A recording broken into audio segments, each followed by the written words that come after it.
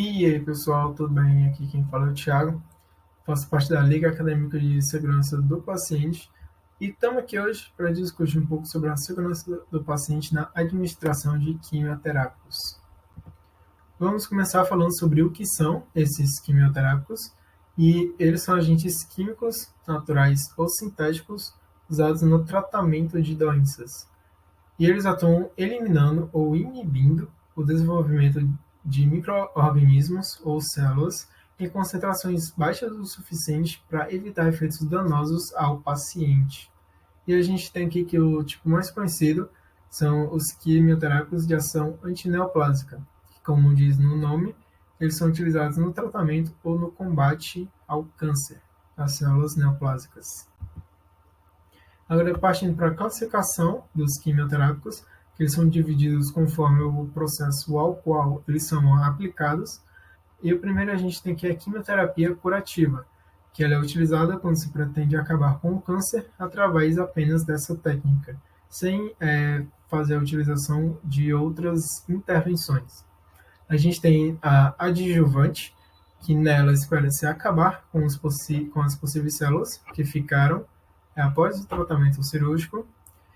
E a neoadjuvante, a gente tem como finalidade principal diminuir o tumor antes da realização da radioterapia, que é um outro processo, ou de uma cirurgia em si para tentar a retirada do tumor.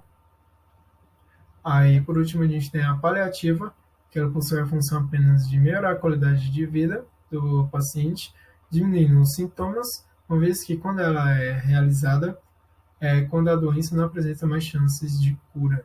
Aí você deve ter ficado se perguntando alguns exemplos desses quimioterápicos, desses medicamentos utilizados.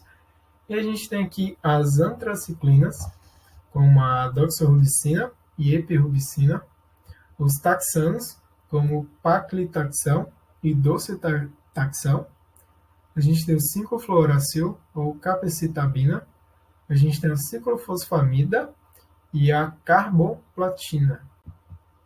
Aí aqui a gente vê uma tabela, que ela está no site do Instituto Nacional do Câncer, o INCA, e nela tem as principais vias de administração desses quimioterápicos. E a primeira via, a gente vê que é pela boca, a via oral, que são remédios em forma de comprimidos, cápsulas e líquidos que você pode tomar em casa. A gente tem a segunda via, a intravenosa, que a medicação é aplicada na veia ou por meio de um catéter. Ela também pode ser aplicada por formas de injeções ou dentro do soro. A gente tem a via intramuscular, que a medicação é aplicada por meio de injeções no músculo. A subcutânea, que a medicação é aplicada por meio de injeção no tecido gorduroso acima do músculo. E a gente tem a intratecal, que é pela espinha dorsal, que ela é pouco comum e ela é aplicada, os quimioterápicos são aplicados no líquido da espinha e ela é administrada pelo médico em uma sala própria para esse procedimento ou no centro cirúrgico. Aí, por último, a gente tem a via tópica, que é o medicamento que ele pode ser líquido ou pomada e é aplicado sobre a pele. Agora a gente tem falando aqui sobre um pouco do processo de tratamento e a gente começa com a consulta médica, em que junto com o diagnóstico e a recomendação do tratamento, a gente parte para a marcação da quimioterapia e depois para orientações que são dadas pelo profissional enfermeiro e a gente vai para o processo de administração em si. E nele tem dois principais, que é o ambulatorial, e que nele o paciente ele vem da sua residência para receber o tratamento e volta para casa.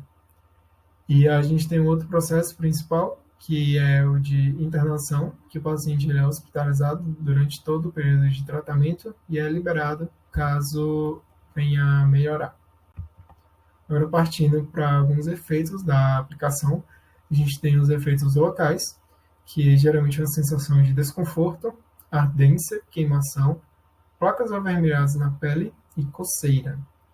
Agora, alguns eventos frequentes, que são sentidos em geral pelo corpo, a gente tem dor no corpo, fraqueza e tonturas, feridas na boca, enjoo e vômito, queda de cabelo, perda de apetite, perda ou aumento de peso, anemia e diarreia.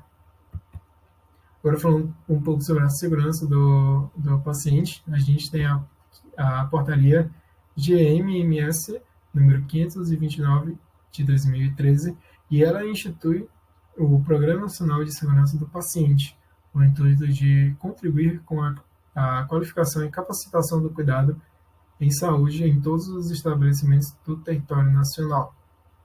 E a gente tem que esse tipo de terapia medicamentosa, de utilização de quimioterápicos, ela requer a efetivação de práticas assistenciais seguras, de modo que venha a evitar geradores de eventos que comprometam a eficácia esperada, pois esses medicamentos podem ocasionar consequências graves, podendo levar o paciente a óbito. Agora, falando um pouco sobre a segurança na administração de quimioterápicos, a gente tem que é importante salientar a adoção de medidas de segurança por toda a equipe, visando minimizar os eventos iatrogênicos associados ao processo terapêutico.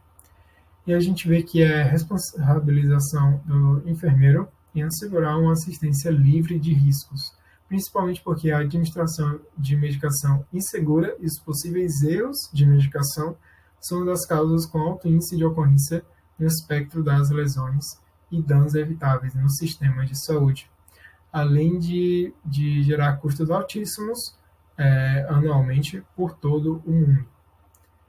E um foco nessa questão desse processo de administração de quimioterápicos, eles podem evitar danos gravíssimos e até mesmo a ocorrência de óbitos.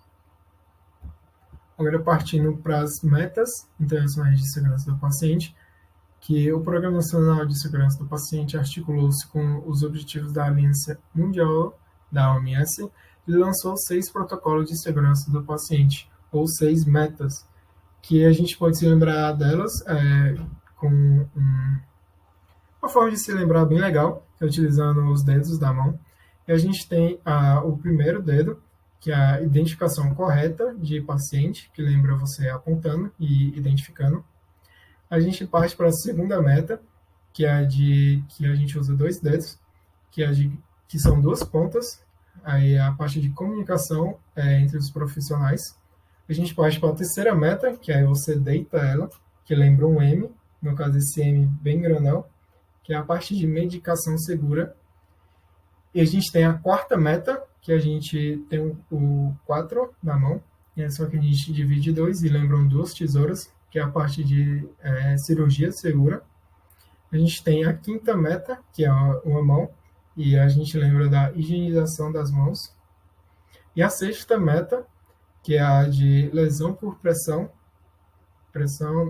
em uma ponta, e também de queda. E se a gente seguir essas metas internacionais de segurança do paciente, a gente pode fornecer uma assistência de qualidade e uma assistência segura quando a gente está falando de pacientes que estão sobre o processo de quimioterapia. E isso ajuda mais ainda a evitar erros e danos a esse paciente que já está em um processo tão fragilizado. Aqui são algumas referências que foram utilizadas para a gente produzir esse material, e obrigado por assistirem. Aí que a gente tem um manualzinho de segurança do paciente, e aqui a gente tem o Instagram da Liga, nosso e-mail, e também a gente tem um site que é só acessar Liga de Segurança do Paciente, pesquisar aí que você vai achar. E muito obrigado por assistirem. Valeu, falou!